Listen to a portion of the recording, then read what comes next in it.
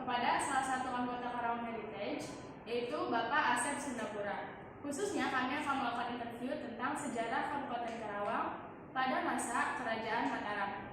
Kalau gitu, langsung aja guys, check this out.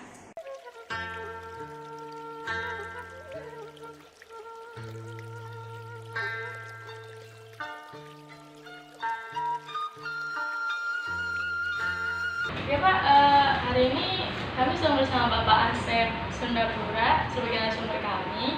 Nah, beliau ini adalah salah satu anggota Karawang Heritage. Nah, Karawang Heritage ini salah satu komunitas yang tergabung untuk mengenal dan melestarikan budaya Karawang, benar Pak?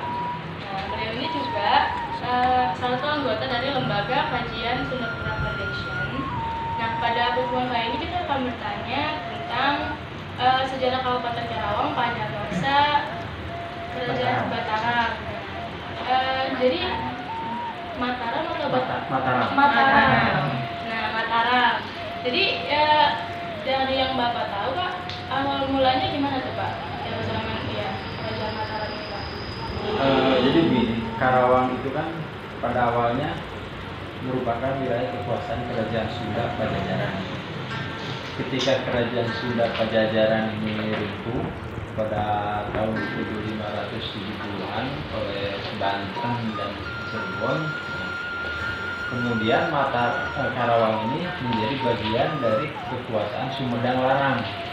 Sumedang, jadi setelah lepas dari Pajajaran, Karawang ini masuk jadi kekuasaannya Sumedang Larang. Oleh sebab itu pada awalnya wilayah kita itu disebutnya atau terkenalnya dulu bukan Karawang, tapi Rangkas Sumedang, ya, perbatasan Sumedang.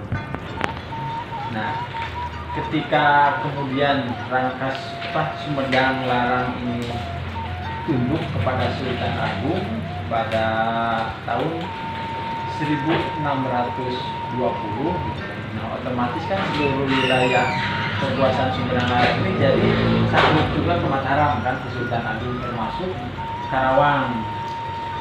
Jadi sejak tahun 1620 Karawang ini sudah jadi kekuasaannya Sultan Agung Mataram. Nah, Mataram ini punya saingan nih, yaitu Banten. Banten ini perbatasan dengan Karawang kan, Bogor kan. Nah, jadi ketika Karawang ini masuk ke dalam kekuasaan Mataram, gitu kan, Banten kan merasa terancam, gitu kan. Oleh sebab itu Banten kemudian memasuki wilayah Karawang dalam rangka untuk mengamankan perbatasan.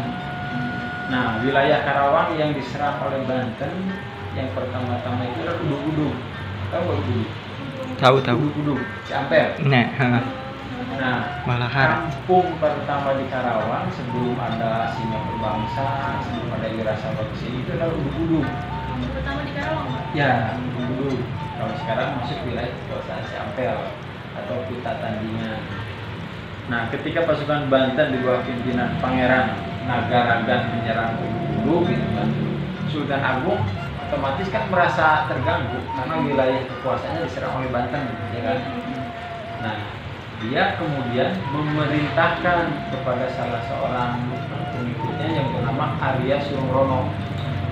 Arya Surungrono ini seorang penguasa daerah Wirasaba daerah Jawa Timur ya.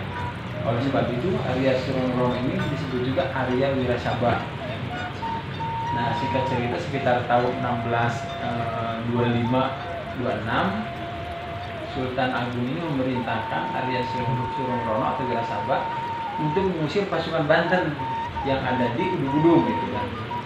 Nah, dalam perjalanannya waktu itu kurang lebih 600 atau 900 orang, lupa lagi detailnya gitu kan.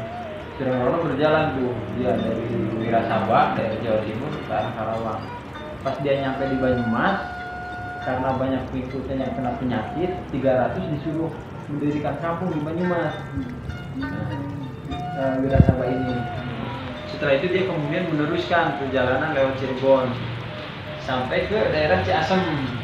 Di Ciasem dia meninggalkan lagi sekitar 300 pengikutnya untuk mendirikan kampung sekaligus untuk menghimpun logistik gitu kan. Nah, dengan pasukan yang tersisa kurang lebih 300 sampai 400 orang gitu kan. Surungrono atau Wirasaba ini meneruskan perjalanan ke Uduk-Uduk untuk menyerang ke mengusir pasukan Banten. Ternyata pas nyampe ke Uduk-Uduk, Surungrono itu kaget, pasukan Banten itu jauh lebih kuat, jauh lebih besar. Jadi dia tidak jadi kan, tidak jadi ceritanya dia itu tidak jadi menyerang. Akhirnya mundur sedikit, dia bikin sebuah pertahanan di daerah Waringin Pitu. Waringin Pitu itu kalau sekarang adanya di desa Cimahi, Cilewi Goong, jembatan Eceng, tahu? Yang kemarin pernah viral, jembatan Eceng. Kan di Cimahi, Kelari, Kosambi ke arah dalam ke daerah Kosambi. Kan ada itu jembatan Eceng, ramai itu di Karawang wisata. Nah itulah Lewi Goong. Kalau sekarang disebutnya Lewi Goong. Kalau dulu itu namanya Waringin Pitu. Nah di situ area Surungrono atau area Wirasaba ini bikin kampung namanya Waringin Pitu. Ini kampung kedua di Karawang secara dulu. Nah selama di Waringin Pitu ini area Surungrono ternyata tidak melaporkan perkembangan pergerakannya di Sultan Agung. Jadi Sultan Agung berpikir Surungrono ini kalah sama pasukan Banten. Akhirnya Sultan Agung menyuruh lagi ekspedisi kedua, yaitu kepada penguasa Galuh Kertabumi yang bernama Wira Perbangsa. Wira Perbangsa atau Adipati Kertabumi III untuk menyerang pasukan Banten yang ada di Uduk-Uduk. Karena ekspedisi sebelumnya Wirasaba dianggap gagal, tidak ada cerita. Nah singkat cerita, dengan melewati daerah Pegunungan Sanggabuana, kalau sekarang berarti daerah KIC, turun melewati Sungai Cisubah gitu kan, sampai ke daerah Uduk-Uduk, Wira Perbangsa ini. Nah Wira Perbangsa ini ditemani oleh para pengikutnya, misalnya Tambak Baya, ada lagi Singa Derpa, sama anaknya yang bernama Singa Perbangsa gitu kan. Nah singkat kata, Wira Perbangsa ini berhasil mengalahkan pasukan Banten gitu kan, sampai Pangeran Nagaragan, pimpinan dari pasukan Banten juga berhasil dibunuh dari penggal gitu kan. Kepalanya putus lah, kemudian kepalanya dikirim ke Mataram Sultan Agung sebagai tanda bahwa pasukan Banten sudah kalah. Setelah itu Wira Perbangsa kemudian tinggal di Uduk-Uduk, biasa bertani lah gitu kan. Nah sawah pertama Karawang ini dimulai dari sana, dari wilayah Uduk-Uduk sampai ke arah sini Parakan Pros, tadi Waringin Pitu. Itulah sawah-sawah pertama Karawang di sana adanya, di pinggiran Citarum semua. Nah setelah beberapa waktu Wira Perbangsa ini tinggal di sana di Uduk-Uduk gitu kan, dia kemudian bermaksud mengirimkan peti ke Sultan Agung. Kalau dulu kan seperti itu, penguasa daerah itu mengirim peti kerajaan. Nah, dia berangkat ke Mataram, tapi sebelum berangkat dia menyuruh anaknya yang bernama Singa Perbangsa gitu kan, untuk mencari tempat yang baru untuk pusat pemerintahannya. Jadi dia merasa tidak cukup hidup, ingin mencari tempat baru. Nah, kemudian Wira Perbangsa berangkat ke Mataram. Setelah dari Mataram dia menyerahkan upeti, melaporkan segala sesuatu kepada Sultan Agung. Dia pulang lagi, tapi sebelum pulang ke Karawang dia kangen dengan kampung halamannya di Galuh. Kan dia dari Galuh. Ternyata pas di Galuh dia meninggal, mati. Nah berarti kan tinggal anaknya nih, yang bernama Singa Perbangsa. Nah Singa Perbangsa ini ketika dia diperintahkan oleh ayahnya untuk mencari tempat baru, dia tiba di sini, daerah alun-alun sekarang. Dulu ini namanya Ujung Karawang. Ujung Karawang sebutnya. Jadi dulu mah Karawang itu nama sungai, Sungai Citarum. Jadi dari Muara sampai ke alun-alun itu yang disebut Sungai Karawang, bukan Citarum namanya. Sungai Karawang. Nah, pas di alun-alun dia kemudian melihat ada sebuah tempat yang cocok untuk dijadikan pusat pemerintahan. Ciri-cirinya apa di tempat tersebut? Ada pohon nagasari. Jadi kalau zaman dulu kan, kalau ada sebuah tempat di situ ada pohon nagasari, berarti tempat yang bagus untuk dijadikan tempat tinggal. Nah, Singa Perbangsa kemudian di situ mendirikan kampung. Kampung ini karena berada di ujung Karawang. Akhirnya kampungnya disebut Kampung Bakan Karawang, bukan Karawang dulunya, Karawang. Ya, Karawang dulu. Karena itu kampung itu disebutnya Kampung Bakan Karawang. Bakan atau Bakan kalau sekarang. Bakan artinya kampung pertama. Itulah kenapa kampung itu disebutnya Kampung Karawang. Nah, pusat pemerintahan akhirnya gitu kan berpindah ke sini Karawang. Sebelumnya belum pindah dulu gitu kan, tapi udah bikin, belum jadi pusat pemerintah dulu nih. Karawang itu masih duduk-duduk. Kemudian pada tahun 1633 Sultan Agung mengirimkan piagam yang disebut sekarang ini disebutnya piagam pelat ini kandang sapi. Pernah dengar nggak? Kalau di Google ada. Jadi melalui piagam ini Sultan Agung mengangkat Singa Perbangsa sebagai bupati. Karawang. Belum Karawang. Sebagai bupati ya saja. Bupati sama Wirasaba. Nah, dulu mah wilayahnya belum disebut Karawang. Tapi oleh Sultan Agung diistilahkannya Nagaragung Bongas Kilen. Nagaragung Bongas Kilen. Artinya negara agung yang berada di sebelah barat. Jadi kan antara itu punya beberapa konsep pemerintahan. Salah satunya konsep negara agung. Jadi kalau ada sebuah daerah disebut negara agung, berarti wilayah tersebut punya kewajiban untuk mensetorkan logistik, mensetorkan padi, beras, semadaran. Nah, Singa Perbangsa ketika diangkat sebagai bupati oleh Sultan Agung melalui piagam tadi, gitu kan, dia diperintahkan untuk pindah tempatnya ke Tanjung Pura. Tetapi Singa Perbangsa nego, dia tidak mau ke Tanjung Pura, dia inginnya ke Bakan Karawang, gitu kan. Sementara Wirasaba, gitu kan, yang tadinya diperintahkan untuk tetap di Waringin itu, gitu kan, Cimahi, gitu. Dia juga sama nego pindah dia ke namanya Parakan Sapi yang sekarang menjadi ini sekitar desa Tanjung Pura, kelurahan Tanjung Pura, daerah apa namanya Sangkali. Kalau sekarang dulu mah namanya Parakan Sapi. Nah, jadi Wirasaba di Parakan Sapi, Singa Perbangsa di Karawang. Ini berbeda ya.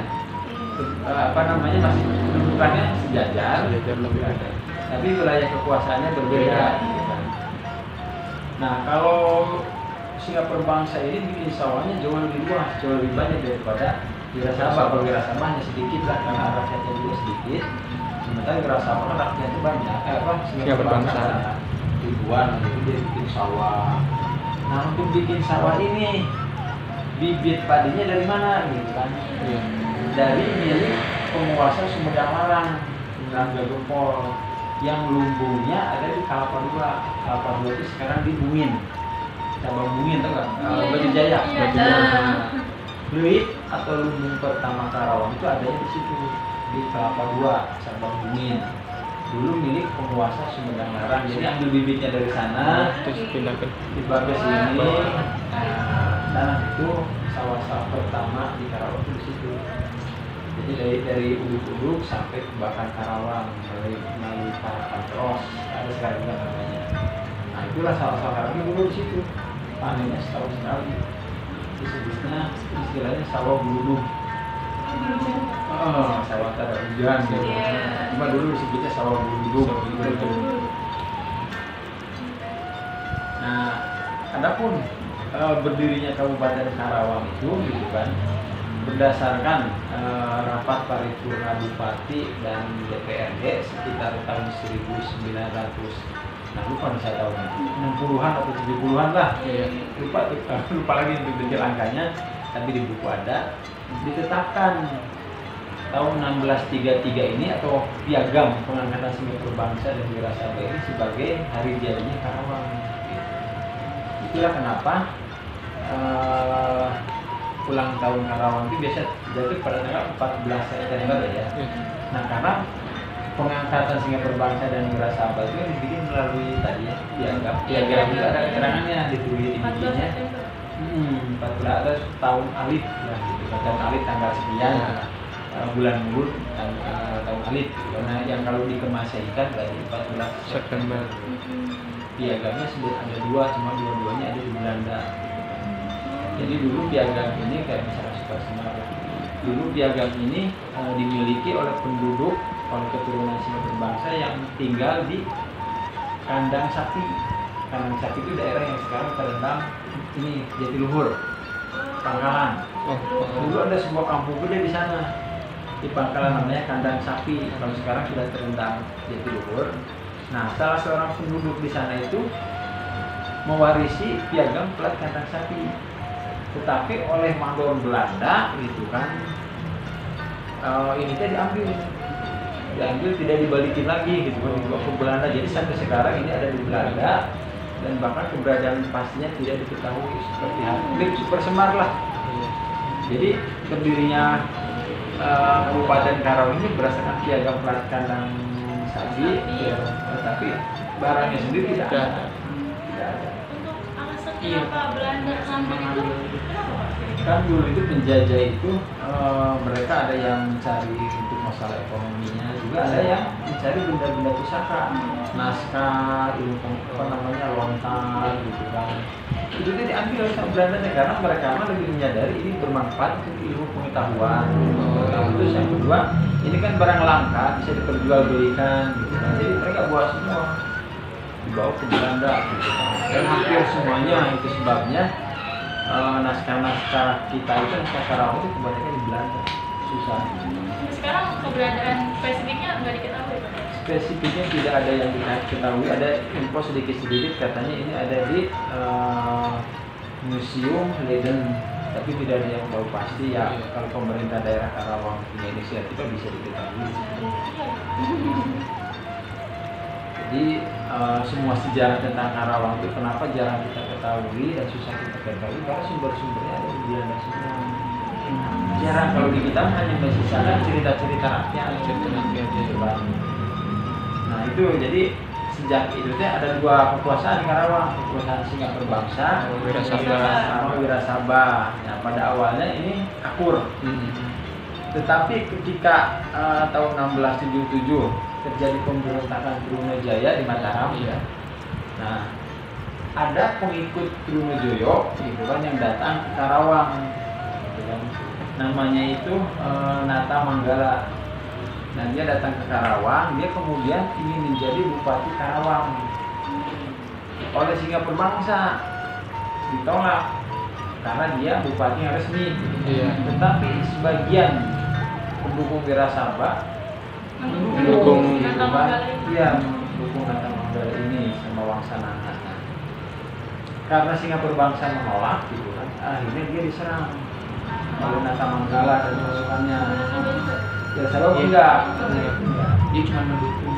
Iya, dia mendukung gitu kan. Nah, Singa berbangsa diserang, berhasil lari tapi berhasil tertangkap lagi, dibawa ke Tunggajati.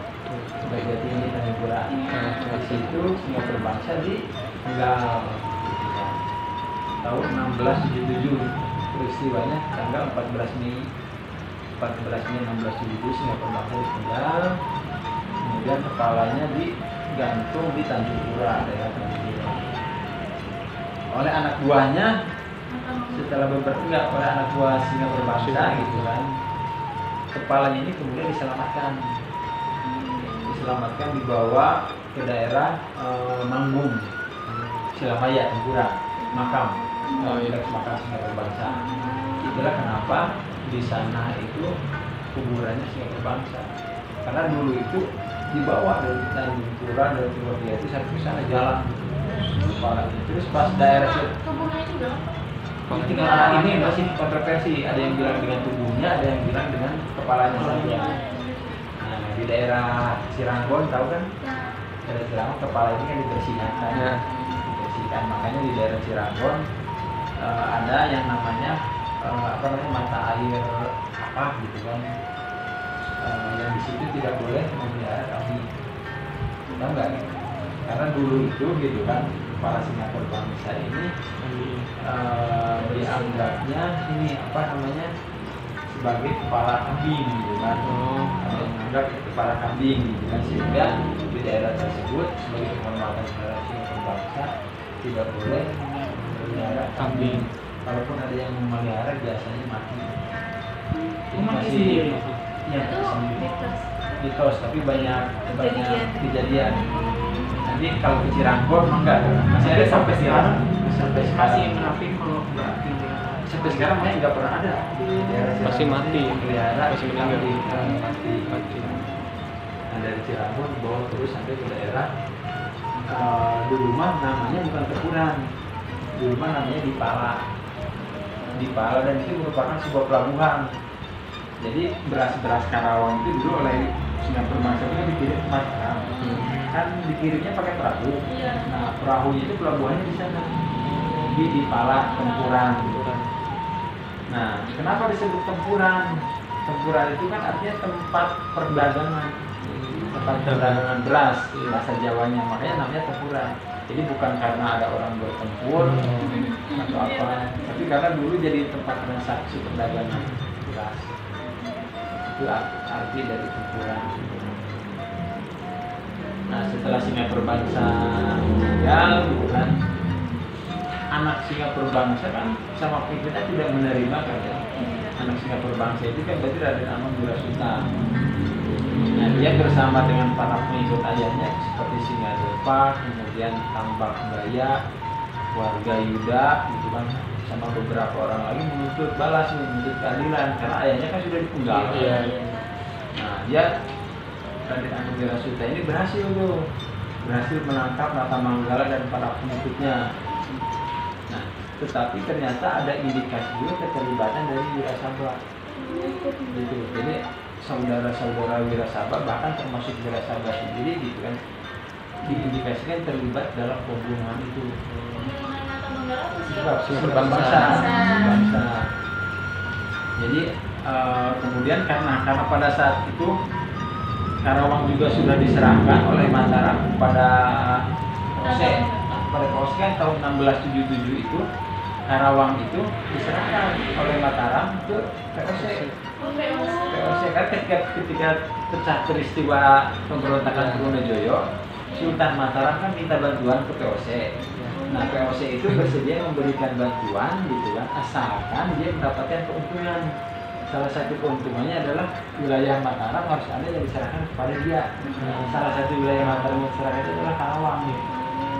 Nah, pengikut Trunojoyo yang namanya Nata Manggala ini dia tidak mau gitu kan. Makanya dia merebut kekuasaan dari Singapura Bangsa. Rumit tahun 1677 itu Karawang ada peristiwa politik yang rumit. Gitu. Yang singkat cerita gitu kan, Nata Manggala ditangkap dibawa ke Batavia. Nah, Wirasaba juga dan para anak buahnya yang diindikasikan terlibat gitu kan, diperiksa juga oleh Kompeni gitu kan, karena waktu itu Karawang sudah jadi kekuasaan Kompeni gitu kan. Wirasaba, kemudian ada lagi Wangsananga gitu kan, dan beberapa nama lain dibawa tuh ke Kompeni Batavia, diperiksa lah, kalian terlibat tidak dalam pembunuhan berbangsa, gitulah ceritanya. Dan ternyata ada keterlibatan termasuk Wirasaba. Jadi si company VOC ini punya hubungan sama Singapura Bangsa. Pada awalnya sih hubungannya hanya sekedar hubungan dagang gitu, hubungan dagang. Tetapi ketika Karawang ini diserahkan oleh Mataram kepada VOC, berarti kan Karawang ini jadi tanggung jawab VOC kan. Kalau ada peristiwa kejahatan, peristiwa apapun tanggung jawab VOC nih gitu kan. Jadi ketika Singapura Bangsa terbunuh, ini dia jadi tanggung jawab VOC. Kan Singapura Bangsa kan penguasa Karawang. Jadi di situ itu berarti rumit. Karawang tahun 1677 itu banyak yang terlibat, dari Wirasaba, kemudian Sumedang Larang juga terlibat, Banten, kemudian para pelarian budak-budak Bali dari Batavia, rumit lah. Tapi sederhananya gitu kan, kekuasaan setelah itu jadi sebenarnya dipegang oleh anaknya Singapura Bangsa yang bernama Sultan. Oleh Belanda dia diberi gelar Panatanyuda. Makanya Panatanyuda, Tumenggung Panatanyuda. Makanya di kita kan ada Gor Panatanyuda, itu namanya dari Bupati Karawang kedua. Nah, karena Wirasaba ini dianggap terlibat, dia kedudukannya diturunkan tuh yang tadinya bupati penuh gitu kan, diturunkan jadi berada di bawah Panatayuda gitu kan, seperti itu. Tapi wilayahnya masih beda. Tapi tingkatnya aja beda. Tingkatnya jadi pangkatnya lah seperti itu. Dari dia kan tadi di mana Parakan Sapi ya. Iya. Nah, dia kemudian pindah nih anak apa namanya keturunan Wirasaba tuh anaknya. Ketika Wirasaba meninggal, anaknya kan jadi penguasa. Dia pusat kekuasaannya bukan lagi di Parakan Sapi, pindah ke daerah yang sekarang disebut Adiarsa. Cuma dulu mah namanya bukan Adiarsa ya, namanya dulu Kartanagara. Baru abad ke-18 namanya berubah jadi Adiarsa. Kenapa disebut Adiarsa? Karena rakyat Wirasaba yang tinggal di situ dulu berani, mereka tidak mau bayar pajak, punya sikap atau tekad yang kukuh. Karena itu disebut Adiarsa. Adiarsa itu artinya adalah tekad yang kokoh. Itu Pak, yang waktu Wirasaba meninggal itu tahun berapa ya Pak? Pasti digantikan sama anak. Wirasaba itu meninggal itu kalau di buku ada tahunnya sekitar tahun 1680-an,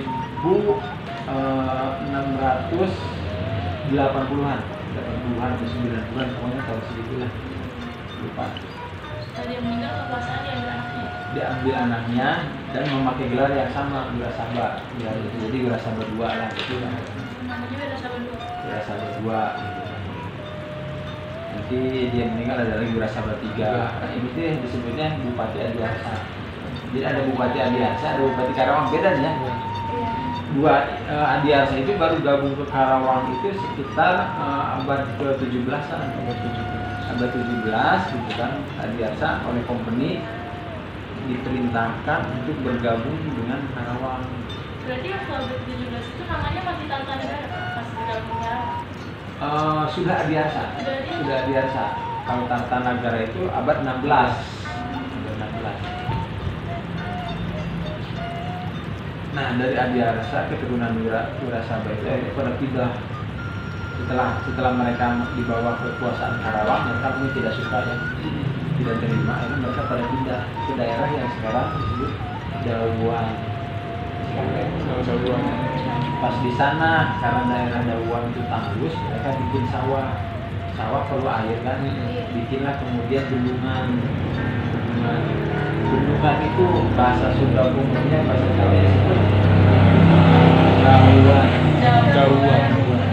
Jadi kata Dauan itu Cikampek artinya dari bendungan. Bendungan yang dibikin oleh keturunan Wirasaba. Sekian saya lupa ininya Wirasaba keberapanya gitu kan, detail-detailnya. Jadi semuanya saling berhubungan. Kota-kota di Karawang, kampung-kampung di Karawang termasuk namanya. Dan misalkan kampung di sini nih Nagasari. Kenapa namanya Nagasari? Karena itu tadi dulu ketika Singapura bangsa bikin kampung itu di situ ada pohon Nagasari. Cuma sekarang kan nggak ada nantinya. Tapi jejak peninggalannya masih ada yang namanya Keramat Nagasari. Kampungnya sih sekarang kan namanya Nagasari. Itu seperti itu. Yang tidak ada itu hilang itu kayak itu Parakan Sapi, di Pala itu jadi kekurangan. Jadi saling berhubungan. Jadi apa namanya rumit peristiwanya. Akhir periode Mataram ini diakhiri dengan apa Pak? Pergantian periode. Nah, pergantian dari Mataram ke company itu diakhiri dengan sebuah perundingan. Jadi ketika situasi kacau tadi ya, setelah Singapura bangsa meninggal gitu kan, setelah siapa namanya Natamanggala ditangkap gitu kan, akhirnya company itu mengambil inisiatif supaya Karawang aman, karena waktu itu Karawang itu betul kacau, kampung-kampung dibakar gitu kan, rakyat Karawang pada dibunuh oleh pemberontak. Nah, untuk mendamaikan suasana, akhirnya pihak-pihak yang bertikai di Karawang itu dikumpulkan. Jadi kan pihak Wirasaba, kemudian pihak bangsa anaknya ya, yang seperti itu, sama satu lagi pihak Sumedang Larang. Karena waktu itu Sumedang Larang juga ingin menguasai Karawang lagi gitu kan, seperti itu. Nah, mereka itu kemudian diriungkan nih oleh company itu yang berunding. Perundingannya di Tunggak Jati. ini Tanjung Pura. Pura. Nah, dari perundingan itu kemudian disepakati, misalnya adalah begini, pembunuh singa berbangsa harus menyerahkan diri, gitu kan. Kemudian penguasa Karawang selanjutnya siapa? Panatayuda, misalkan begitu. Terus kalau ada masalah-masalah di Karawang, sanksinya apa? Ini ditulis tuh perjanjiannya. Dan ini teh disebut-sebut sebagai perjanjian bilateral internasional pertama di dunia. Oleh sebab itu dokumen perjanjian ini menjadi sebuah dokumen berharga yang dokumennya tersimpan di Museum Oxford Inggris. Itu saking berharganya tuh perjanjian waktu itu. Nah, Tunggak Jati. Kenapa disebut Tunggak Jati gitu kan? Karena dulu itu di sana banyak pohon jati, dan karena company itu untuk membangun Batavia itu kan perlu kayu-kayu. Itu kan kayunya itu nyarinya di Karawang. Dulu sepanjang Sungai Citarum itu banyak pohon jati itu diangkut semua gitu kan ke Batavia. Nah, di Tunggak Jati itu hanya tinggal tunggak-tunggaknya saja, tinggal sepotong-sepotong sisa-sisa gitu kan. Akhirnya daerah itu disebutnya Tunggak Jati.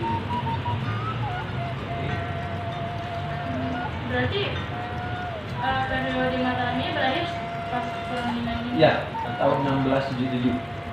Nah, secara resminya tanggal bulan Oktober 1677 Karawang ini mulai jadi kekuasaan company. Dan Karawang ini menjadi daerah pertama di tanah Jawa yang dijajah company. Tanah Jawa, bukan Batavia loh, bukan Jakarta, itu Karawang. Iya, di Pulau Jawa ya. Kalau di luar Pulau Jawa kan Ambon kan. Kalau di Pulau Jawa itu di Karawang. Apa alasannya? Karena kalau Batavia atau Jakarta itu bukan daerah jajahan, itu hanya gudang saja, gudang biasanya benteng saja, benteng company. Karena kenapa? Karena tidak ada rakyat yang ditindas kalau di sana. Di Batavia udah hanya daerah rawa-rawa, kemudian company di situ bikin gudang gitu kan, tidak ada. Tapi kalau di Karawang, ketika company menguasai Karawang, pertama apa? Mereka bikin benteng untuk kepentingan militer. Mereka mengedarkan mata uang. Company pertama kali company membuat dan mengedarkan mata uang sendiri itu di Karawang sini. Bentengnya di mana? Di Tanjung Pura. Itulah sebabnya sampai sekarang di Tanjung Pura sendiri, daerah Siajengkupo, ada kampung yang namanya Kampung Benteng. Sekarang juga masih ada. Jadi kalau kita tiara Siajengkupo kan Daerah Siajengkupo. daerah sini ini Tanjung Pura itu kan Kampung Benteng namanya. Disebut Kampung Benteng karena dulu company bikin benteng dari sampai sekarang sebutnya Kampung Benteng. Nah, itulah pertama kali Karawang itu dijajah oleh bangsa asing, bahkan pertama di Jawa. Karena kemudian kan mereka juga mengeluarkan peraturan politik, mengangkat siapa yang perlu jadi bupati, siapa harus izin mereka. Kalau di Batavia kan enggak, karena kan tidak ada penguasa. Kalau di Batavia mah tidak ada rakyat. Karena rakyat Batavia, ketika Batavia dikuasai company kan pada lari semua rakyatnya. Rakyat Banten itu pada meninggalkan semua Batavia, jadi wilayah kosong. Kalau Karawang kan ada rakyat Karawang, ada penguasa Karawang. Jadi wilayah pertama yang dijajah di Pulau Jawa itu adalah Karawang. Itulah kenapa Karawang itu sampai sekarang disebutnya kota pangkal perjuangan, gitu kan, kota apa lagi. Jadi memang sejarahnya saling berkaitan. Jadi ya, kita namanya dari biasa gitu.